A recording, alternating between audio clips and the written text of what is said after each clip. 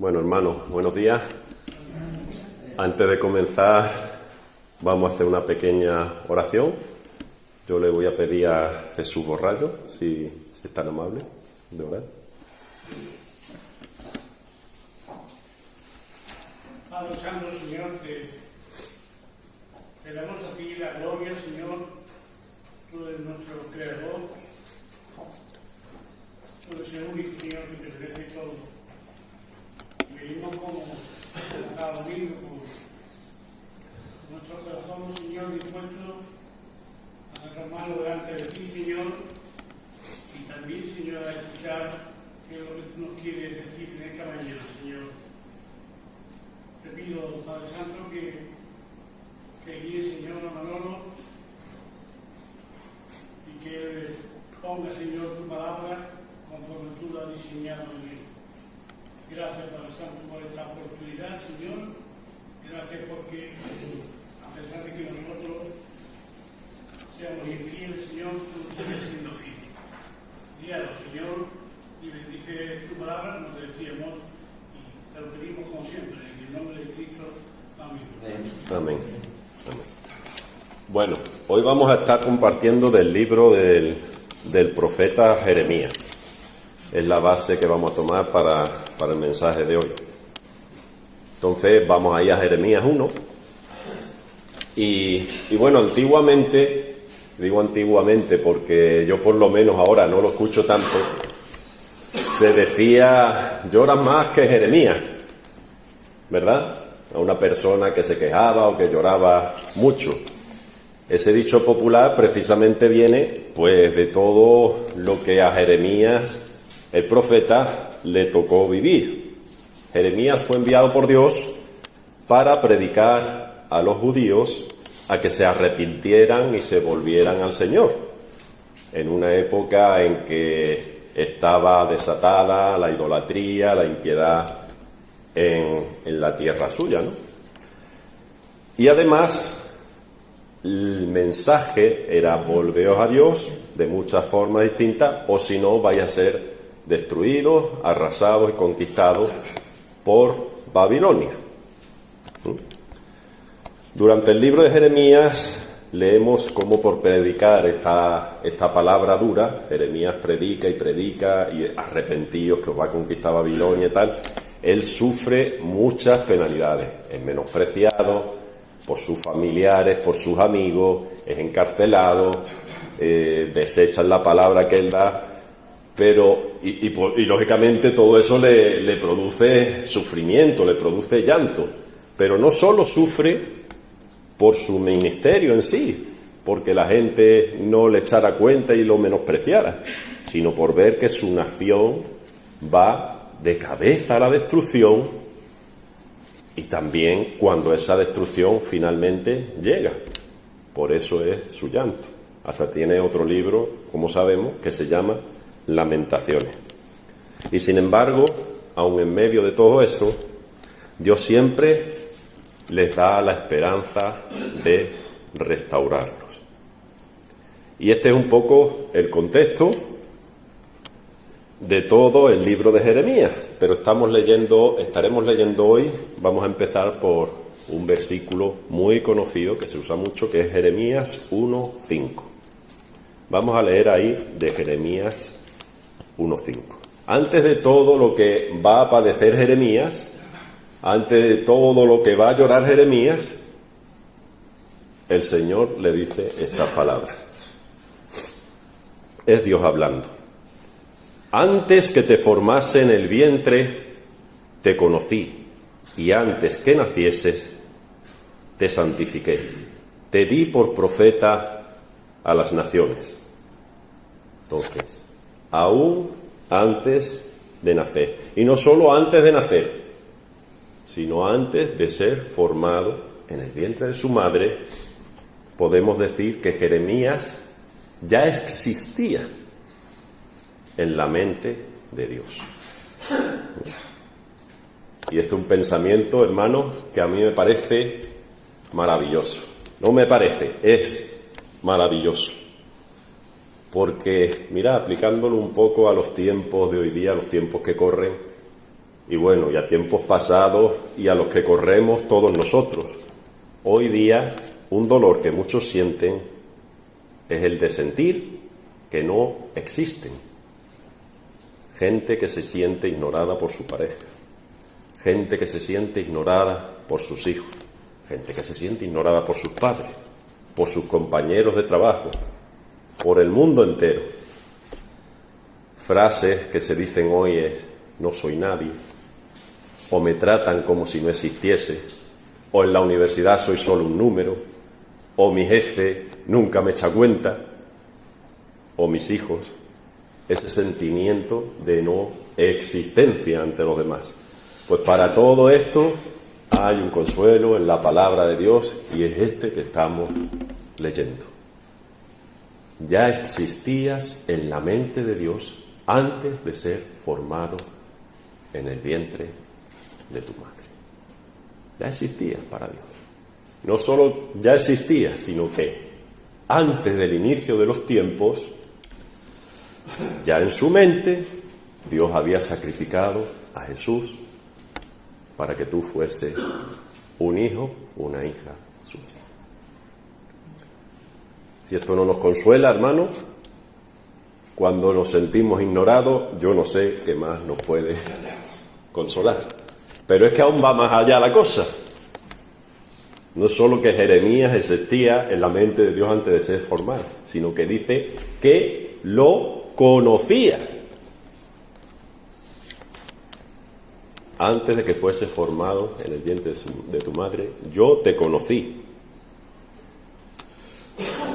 Y bueno, yo al principio, muchas veces, cuando era creyente nuevo, leía esta parte y digo, bueno, pues lógico, ¿no? Dios conoce a todo lo que existe y todas las cosas que existen.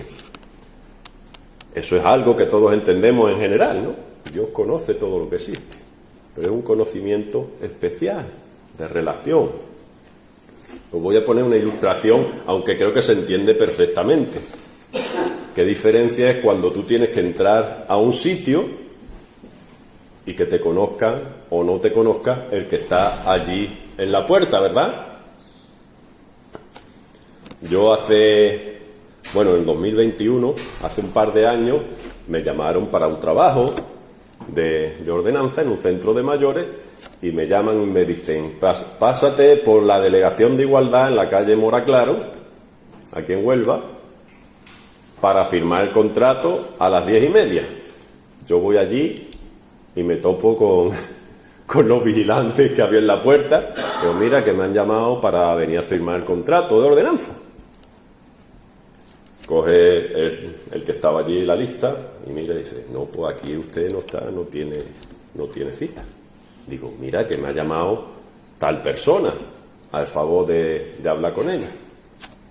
Llama y dice: no, es que ha ido a desayunar. Pues ahí en la puerta me quedo dando vueltas. Digo, bueno, voy a esperar a que venga. 15 minutos, media hora. Digo, mira a ver si ese hombre ha venido. Llama y dice: no, es que ahora tiene el teléfono comunicando. Más esperar. Total, que a la 1:30 ya se lo coge y dice: sí, pero espera que estoy terminando una cosa y que suba. Luego, 1:30 hasta que yo pude entrar, y me habían citado ellos para firmar el contrato. Bueno, en ese trabajo de ordenanza, una de mis funciones fue llevar papeles allí a la delegación de igualdad. Muchas veces me tocó ir. Bueno, pues la segunda vez me pasó un poco al principio lo mismo que la primera. ¿Usted qué? Pues soy el ordenanza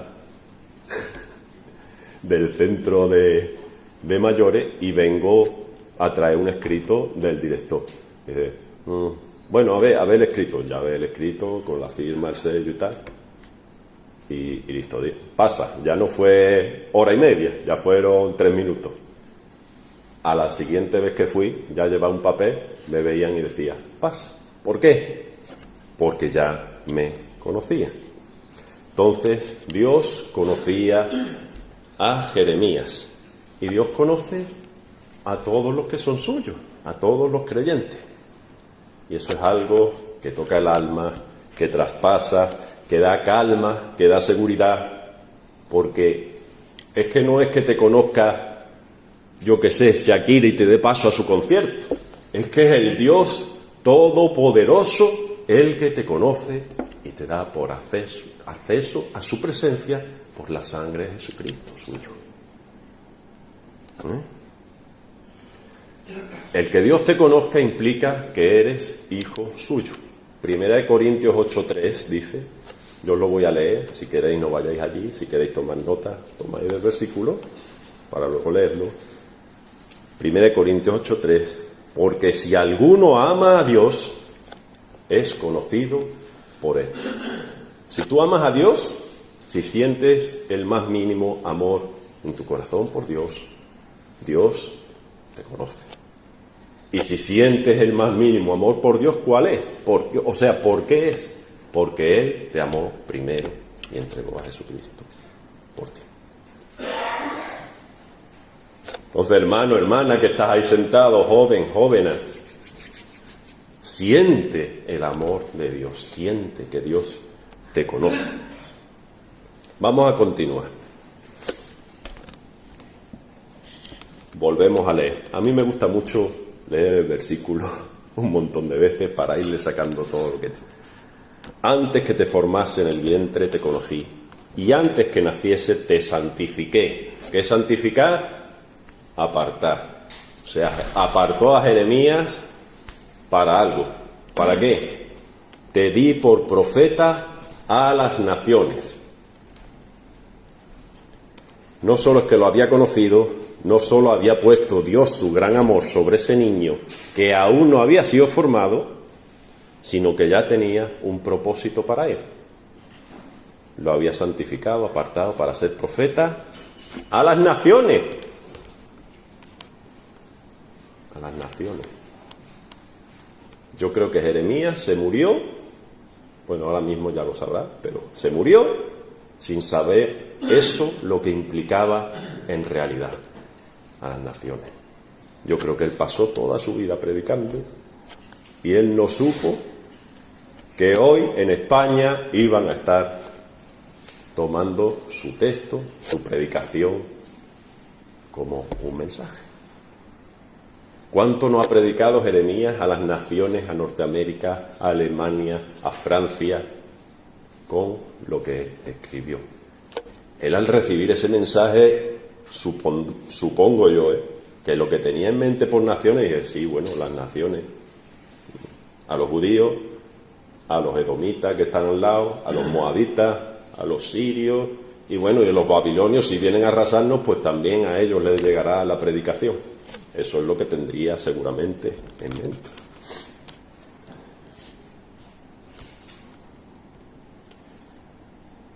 Pero Dios sí lo sabía, que él iba a ser profeta a las naciones.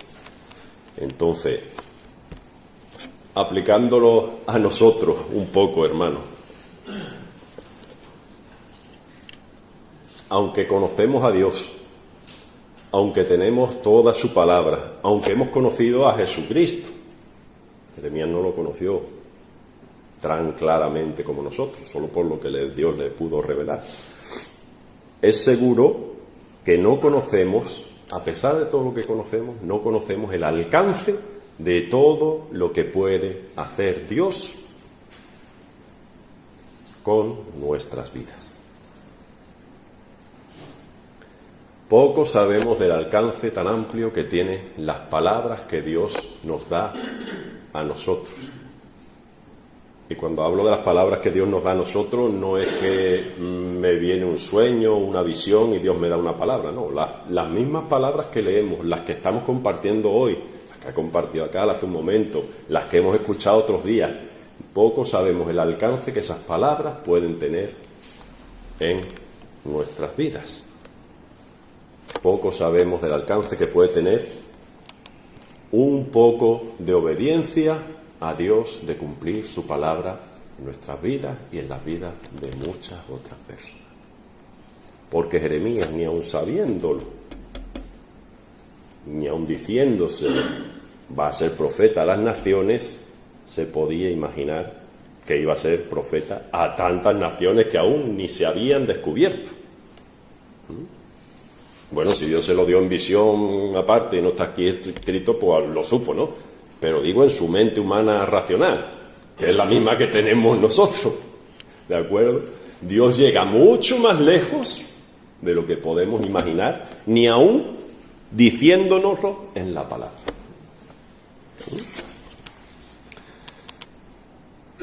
Pero volviendo al propósito de Dios para Jeremías, si antes de ser formado Dios tenía un propósito grande para Jeremías, que fue mucho más grande del que él pudo entender, no porque Jeremías fuese grande, sino porque Dios es grande, ¿podemos deducir que Dios tiene un propósito para cada uno de nosotros? ¿Podemos deducirlo? Sí. Si no podemos deducirlo, hay otras partes en la Escritura que lo dice más claramente. Por ejemplo, en Proverbios 16:4 dice, Proverbios 16:4, todas las cosas ha hecho Jehová, el Señor, para sí mismo, y aún al impío para el día malo. Todas las cosas ha hecho el Señor para sí mismo, y aún al impío para el día malo. O sea, ya no todas las personas, todas las cosas. Y ahora, mientras yo estaba ahí sentado, esperando para compartir el mensaje, me estaba acordando de que hoy cuando hemos llegado, Loida y yo, había un montón de mosquitas pequeñitas por ahí, por el suelo, muertas, que ella las ha barrido. Y pensaba, vamos a poner que había, yo qué sé, 50 mosquitas. Con la número 51, ahí muerta en el suelo, un propósito tenía Dios para ella. No lo sabemos, pero lo tenía. Bueno. Pero lo que llama la atención es que dice que aún al impío, y cuando habla de impío no se refiere solo a una persona mala o buena, se refiere a alguien que menosprecia a Dios, que no tiene a Dios en cuenta en su vida. Aún al impío lo ha hecho Dios para el día malo. Un ejemplo claro de persona incrédula, maligna, impía, con la que Dios tenía un propósito en la Biblia, ¿cuál es?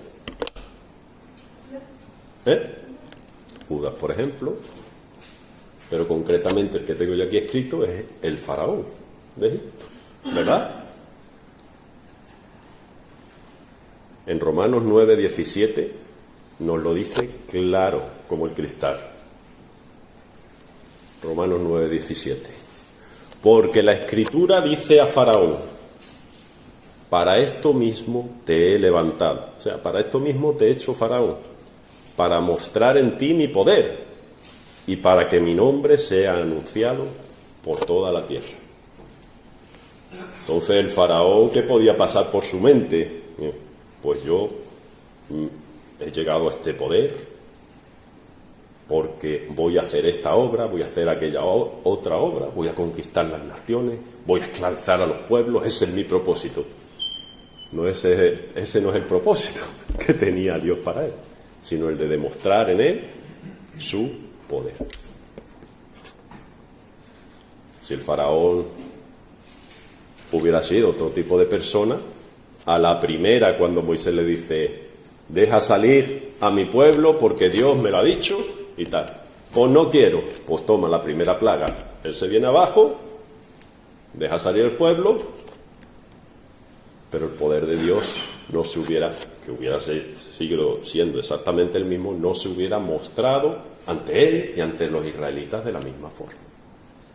Él lo levantó sabiendo que iba a tener un duro corazón y todo, para mostrar el poder a montones de plagas, abrir el mar rojo, todo eso. O sea, tenía un propósito para él, que él ni siquiera lo sabía. Entonces, como muchas veces se habla, Dios tiene un para todas las cosas. El otro día habló Antonio del por qué y el para qué, ¿cierto? Él no actúa nunca sin propósito. Y eso es algo, hermanos, que también tiene que darnos tranquilidad cuando no entendemos las cosas que nos pasan en la vida. ¿Para qué? ¿O por qué? pues a veces lo vamos a saber el por qué y el para qué, sobre todo si oramos, si le preguntamos a Dios por qué, si después de pasados los años, eso me pasa a mí mucho, no sé ustedes, pero después de pasados los años digo, ahora entiendo por qué o para qué me pasó eso. Si medita, muchas veces lo vas a saber, pero otras veces ni lo vas a saber. Yo sé que estamos hablando de un creyente con respecto a un no creyente, pero el faraón se murió sin saberlo. Y sin embargo, Dios hizo algo grande con su vida, siendo un impío, que es mostrar su poder, levantar la fe de millones de creyentes durante la historia. Los que mataron a Jesús lo estaban matando, asesinando, traicionando. Su propósito era malo. ¿Qué hizo Dios con eso? Salvarnos a todos. Tenemos que saber el propósito que Dios tiene concretamente para nuestras vidas. Pues viene bien saberlo, pero a veces a lo mejor no sabemos el propósito concreto y aún así Dios puede actuar perfectamente. O sea, no se trata de nosotros. No busquemos el consuelo, la alegría, el gozo en nosotros. Busquémoslo en que aunque tú no entiendas nada de lo que te pasa, aunque tú no entiendas el dolor por el que está pasando, Dios está haciendo algo bueno, hermoso, grande, con un alcance mucho más grande del que tú te puedes imaginar.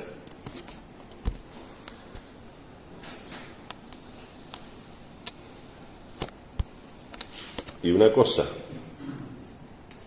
porque es que hoy en día, ¿por qué hablo de esto del propósito? Porque está de mucha actualidad. Descubre tu propósito en la vida. Agarra tu sueño. Confía en él y dale duro a ese sueño y se cumplirá y tal y cual. Si no tienes propósito no vas a ninguna parte. ¿Se dice eso o no se dice? En las redes sociales, en las películas, un mensaje implícito, tal y tal y tal y tal. Dios puede hacer algo igual. No es que puede, es que lo va a hacer. Viene bien saberlo. Mirad, Jeremías, ¿cuándo conoce su propósito? No lo conoce desde niño, como salen algunos famosos desde niño. Yo es que desde niño, con 10 años, ya sabía que iba a ser grande y tal y cual. Y mira, aquí estoy. Oh, Bill Gates, Dwayne Johnson, gente así, ¿no? Yo he leído sus historias, ¿no? Jeremías, cuando lo sabe, cuando le dice Dios el propósito que tiene para él, a los 20 y algo años. Todavía es joven. Pero ¿cuántos jóvenes no hay con menos de 20 años por ahí amargándose porque no saben cuál va a ser su propósito? Muchos. ¿Cuándo lo supo el rey David? David no soñaba con que iba a ser rey de Israel, ni motivaba su vida y el andar para adelante. No, yo por el gozo puesto delante de mí de que voy a ser el rey de Israel, ahora voy humildemente a cuidar de las cabras. No, él cuidaba de las cabras, punto. Luego Dios sí, se lo hace ver, se lo dice. Gedeón, ¿qué le dice a Dios cuando Dios se le presenta y le dice, tú vas a librar a mi pueblo? Y yo, era el propósito de Gedeón, librar al pueblo de Israel y hacerse rey como fue después de Israel, o rey o caudillo, lo que fuera. No. Y vivió perfectamente hasta que le llegó el propósito. Moisés, a los 80 años. Y en muchos casos de los que... no sé en muchos casos de los que estoy diciendo, cuando le llega el propósito a esa persona, no le motiva y dice, voy a ser profeta a las naciones, qué bien, eso va a motivar mi vida, para adelante, como los de Alicante. No, ¿qué dice Jeremías? No, a mí no, Señor. Por favor, a mí no, yo soy un niño, no sé hablar. Moisés, ¿qué dijo? Lo mismo. O sea que esa historia, ese cuento, esa retórica del propósito que se nos vende tanto hoy, pues sí, en ciertos aspectos sí, pero en ciertos aspectos no. Hay veces que te motiva tu propósito, hay veces que no te lo motiva, Dios va a hacer lo que tiene que hacer independientemente de eso. Lo va a hacer en la persona y a través de la persona. A veces lo vamos a saber antes, otras después, y otras yo diría que a lo mejor ni lo van a saber, el propósito que tenía, pero luego lo van a ver en el cielo. ¿Importa tanto que yo lo sepa? ¿Importa tanto si me equivoco en mi carrera o no? ¿Importa tanto? ¿Importa tanto si fracaso o no? Jeremías fracasó toda su vida en la tierra. Nadie le echó cuenta. Isaías fracasó toda su vida en la tierra. En vano he gastado mis fuerzas, dice. Pero mi recompensa está conmigo. ¿Dónde está ahora Jeremías? Ahora Jeremías está viendo todo su gozo. Es en el Señor, no es en todo lo que logró. Y aún así lo está viendo todo lo que se logró a través de su instrumentación, a través de lo que Dios hizo en él, ¿no? Otro aspecto, vamos a avanzar un poquito en el texto de Jeremías, vamos a Jeremías 1, 6 y 7, es el de la inexperiencia.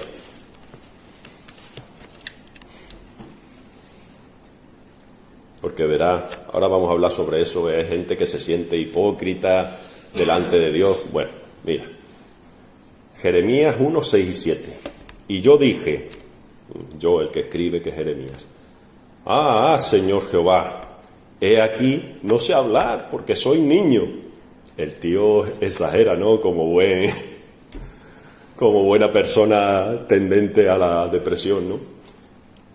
Yo soy niño, y me dijo Jehová, no digas soy un niño, porque a todo lo que te envíe irás tú, y dirás todo lo que te mande. Más adelante, incluso en el libro de Jeremías, vemos cómo Jeremías, por los palos que le estaban cayendo y el desprecio que le estaba cayendo, dice, yo intenté no hablar, no compartir más la palabra de Dios, pero no podía, porque un fuego me comía por dentro. Cumpliéndose las palabras que le dice aquí Dios al principio.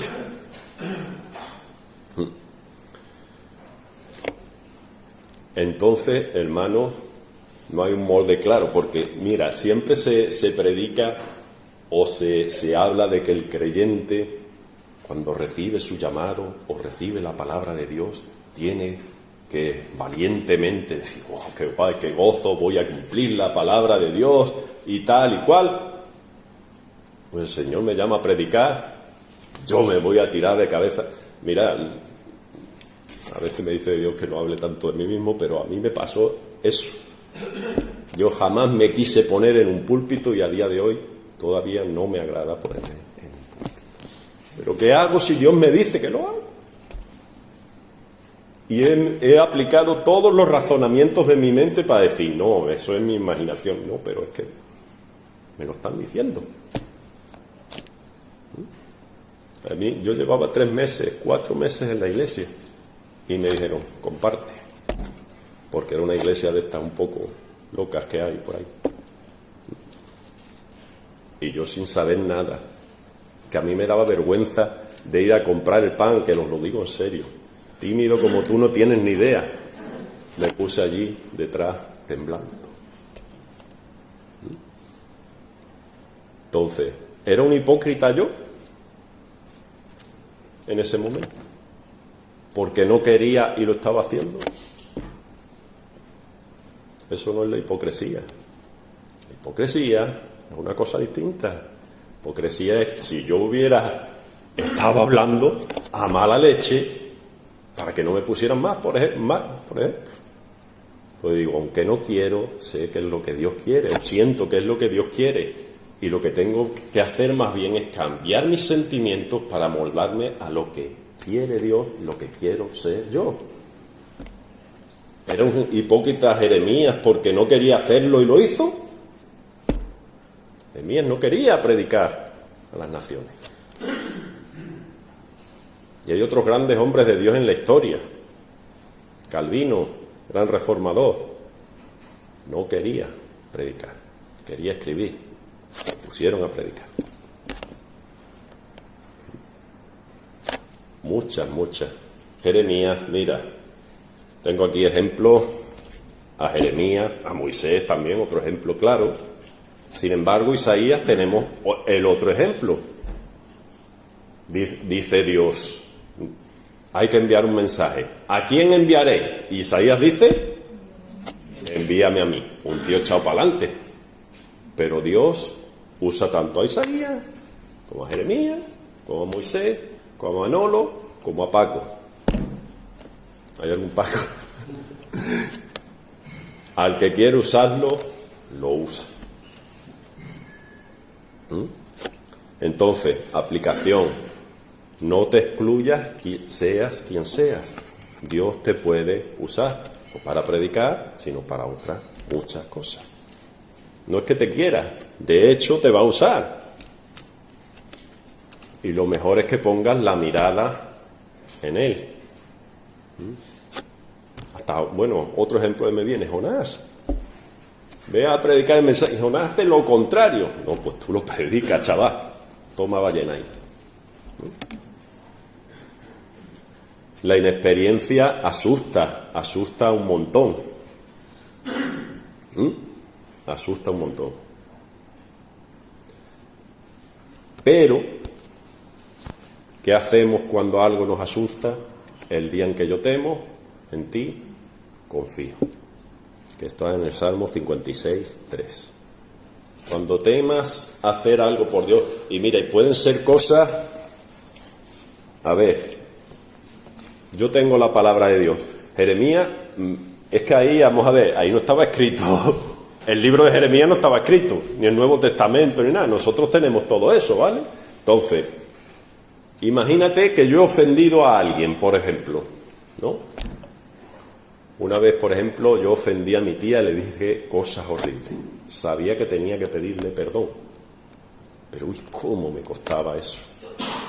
Empiezan los razonamientos en la mente. No, sí, pero es que yo tengo parte de razón porque ella me dijo esto y yo no lo otro y tal. Pero tú vas a la palabra de Dios y ¿qué te dice? Que si tienes algo, cuando vas al altar a ofrendar a alguien en contra, que vayas, te pongas a la paz con él, todo eso. ¿Cierto? ¿Lo dice? Bueno, lo dice en Mateo 5, 23, 24. ¿verdad?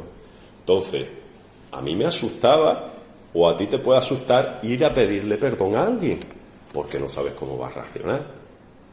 Porque a lo mejor te manda a tomar viento, no quiere saber más de ti, aunque le pidas perdón.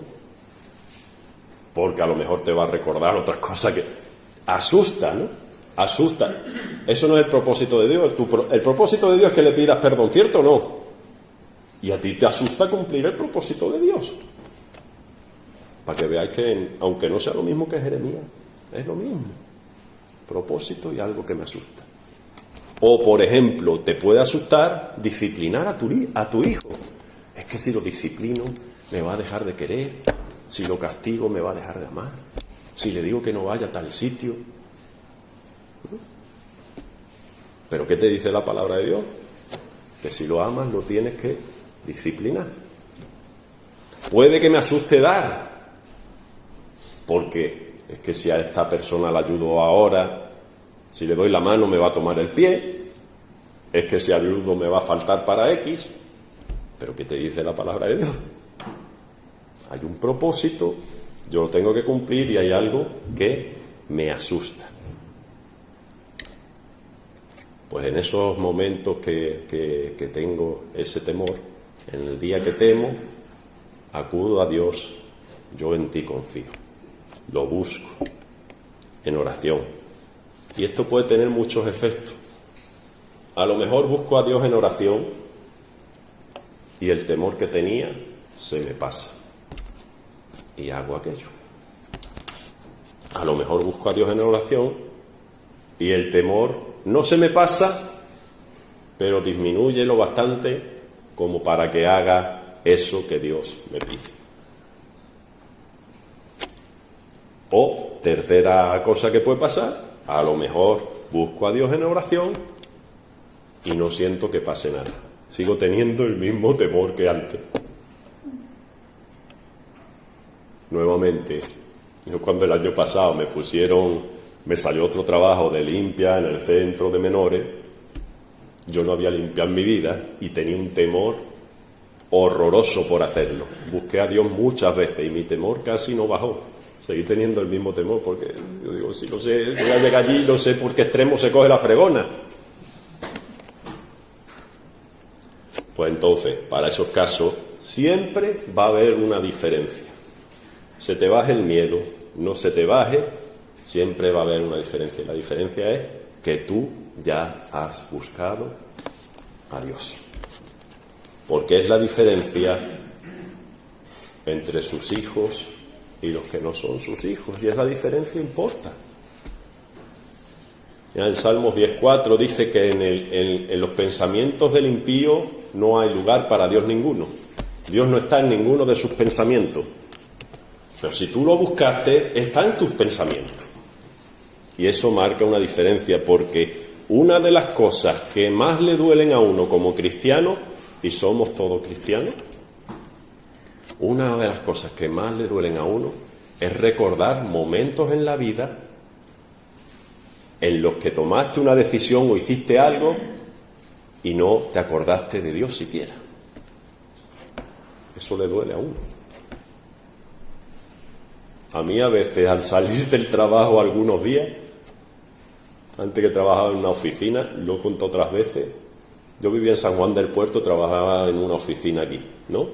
Me venía en el coche de San Juan del Puerto para acá conduciendo, pues escuchando alabanza, escuchando prédica, escuchando lo que fuera, ¿vale? Llegaba a mi trabajo, trabajaba las 8 horas con el ordenador, a veces ni trabajaba porque era una empresa que iba cada vez más para abajo y tenía poco que hacer. Salía del trabajo, encendía el coche y como había dejado la música o la prédica puesta, sonaba. Y me venía a veces un escalofrío y decía, joder, Señor, no me he acordado de ti en las 8 horas de trabajo. Perdóname, Señor. No te he buscado en las 8 horas que han pasado. Y me acordaba porque me venía la música. Y si no llego a San Juan y no me acuerdo a lo mejor hasta por la noche. Entonces esas cosas duelen mucho. Así que, hermanos, cualquier oportunidad para buscar a Dios el día en que temas, cuando tengas un temor pequeño o grande, búscalo porque marca una diferencia independientemente de la respuesta. Que casi siempre va a ser que va a calmar tus temores, porque también es una promesa. Bueno, seguimos. Uy, me está yendo. A ver. Otra cosa. Jeremías estaba buscando salir de su comodidad. Jeremías era sacerdote, ¿vale? Jeremías estaba buscando crecer como creyente. Jeremías estaba buscando salir de su zona de comodidad como sacerdote. A lo mejor estaba cómodo con su vida de sacerdote, para acá, para allá, para allá. Porque otra cosa que se predica mucho hoy: sal de tu zona de confort para que crezcas como persona. ¿Cierto o no? ¿Quién lo ha escuchado? Todo el mundo. Sal de tu zona de confort. A Jeremías no dijo voy a salir de mi... No, Jeremías, Dios lo saca de la zona de confort. Jeremías lo saca de su zona de comodidad.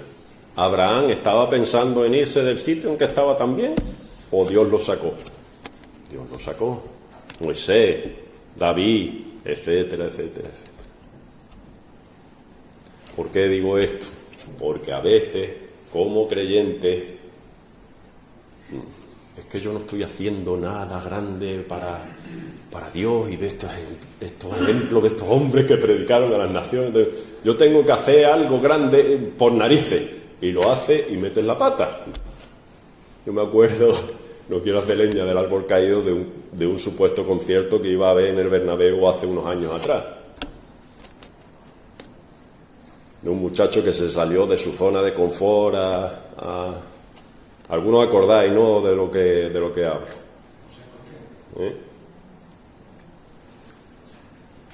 bueno, un ejemplo más bíblico, el rey Josías, que vivió en tiempos de Jeremías también. Era un rey bueno, era un rey creyente,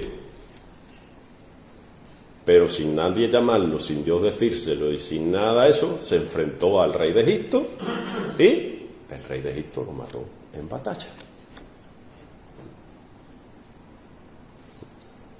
Entonces, si Dios nos llama a salir de la zona de confort, que de hecho nos va a llamar muchísimas veces a salir, hay que obedecerle, claro está. Si no lo obedecemos, yo diría que nos va a sacar de todas formas.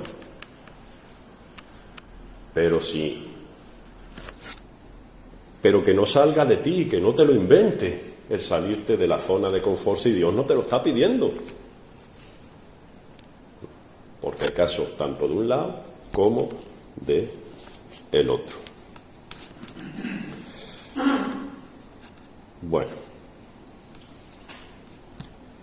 muchos en la palabra de Dios no vieron sus éxitos en vida. En el pasaje de Hebreo, de los héroes de la fe, nos habla de eso, de cómo muchos andaron de acá para allá en sus luchas por la fe sin alcanzar lo prometido, o sea, sin ver el efecto que tuvo su obra. Pero la tuvo. Entonces, para todos los fracasados o los que se sienten fracasados, como cristianos, como padres, como hijos, como Espíritu Santo no, como hijos, a veces no hay que ver tu éxito. A veces Dios no quiere que lo vea, pero importa tanto que yo lo vea o no lo vea. Sí importa, a ver, sí importa, no le motiva el éxito, pero en realidad lo que importa es que Dios va a tener éxito. Por eso Pablo puede decir: preferiría yo ser condenado al infierno y que se salvara el pueblo de Dios, mis hermanos en la sangre. ¿Os acordáis de ese pasaje en Romanos? Porque a él le llena tanto el éxito. O sea, yo creo que ese hombre pensaba, dije, si yo estoy en el infierno allí pasando penas, con saber en mi mente que Dios está reinando, que hay allí arriba un mundo de justicia, yo me doy ya por satisfecho. Y ese simple pensamiento lo convierte en un hijo de Dios que ya no va a estar en el infierno. Entonces, que lo que nos llene, pues sí, nuestros propios éxitos nos llenan. ¿Por qué no nos van a llenar así? Pero cuando eso falla, llénate con el éxito de Dios, porque Dios va a tener éxito. Dios ya ha tenido éxito. Cristo ya ha vencido al mundo. Aunque yo tenga aflicción, Cristo ha vencido. Y lo que hagas, pequeño o grande, puede tener un alcance espectacular. Ya para terminar, hermanos, que se me está alargando, 2 ejemplos de personas que hicieron cosas pequeñas, en teoría, y sirvieron para mucho en la palabra de Dios. Una son las parteras en la época de Moisés. Entonces, el faraón en Egipto ve que los esclavos están creciendo mucho. El pueblo de Israel que vivía allí en Egipto se estaba multiplicando mucho. Y dice, esta gente, como los deje así, me van a cortar a mí el cuello, porque son muchos. Entonces les dice, llama a las parteras, dice, esto lo vamos a cortar de raíz, por la parte más baja. Llama a las parteras, a las que asistían a los partos, y les dice, cuando los judíos, los israelitas tengan un hijo, lo matáis. Si es niña, la dejáis vivir, porque igual la metemos ahí en el harén o hacemos cualquier. Pero si es niño, os lo cargáis. Y las parteras dicen que por temor a Dios, ¿qué hicieron? No obedecieron esa orden. Pero vamos, que eso para ellos no es, para ellas sí se arriesgaron, pero no era una cosa súper espectacular. Ellas, ¿qué hicieron? Seguir haciendo su trabajo como lo habían hecho siempre, ayudar a dar la luz. Y uno de esos niños que nació fue Moisés. O sea, sin esa partera, bueno, a lo mejor pues Dios se hubiera buscado otra forma, pero usando esa partera hizo Dios que se escribiera los 5 primeros libros del Antiguo Testamento. Fíjate el alcance de que esas parteras simplemente siguieran haciendo su trabajo, el alcance, un poquito, un grano de obediencia, porque el reino de los cielos es como una semilla de mostaza que se siembra y produce un árbol grande, enorme. Un ejemplo, las parteras. O sea, si te sientes abrumado, agobiado, no estoy haciendo nada por el Señor, haz algo pequeño. Es que no veo que tenga resultado lo que estoy haciendo. No importa, Dios sabe el resultado que va a tener, a lo mejor tiene más del que tú te imaginas. Y aunque no lo tuviera, llénate con el pensamiento de que Dios va a tener éxito aunque tú no lo tengas. Segundo ejemplo, Pablo, el apóstol Pablo. ¿Vale? Lo encarcelan por predicar el Evangelio. Lo meten en la cárcel. Los romanos lo encarcelan, lo tienen allí en una cárcel. Y ahora dicen los judíos, vamos a pedirle al tribuno, al que mandaba allí entre los romanos, que lo traiga a nuestro tribunal para preguntarle un par de cosas a Pablo. Pero eso es una excusa, eso es hipocresía, ¿veis?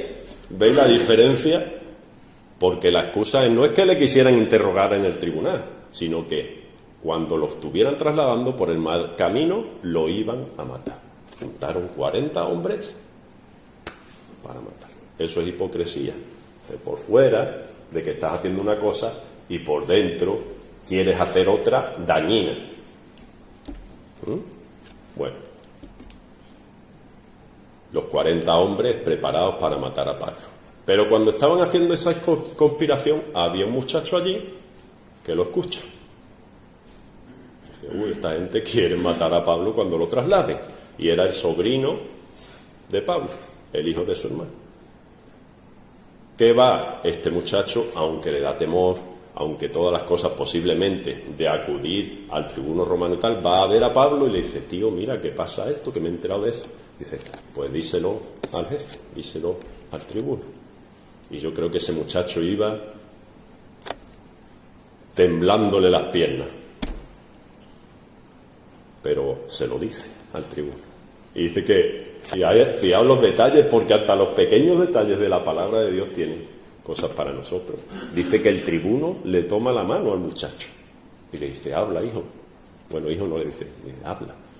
Pero en ese gesto de tomarle la mano, veo yo que Dios lo estaba fortaleciendo a ese muchacho para hablar. Y habla y dice, mira, es que me he enterado de que tal, cual, y quieren matar a Pablo por el camino.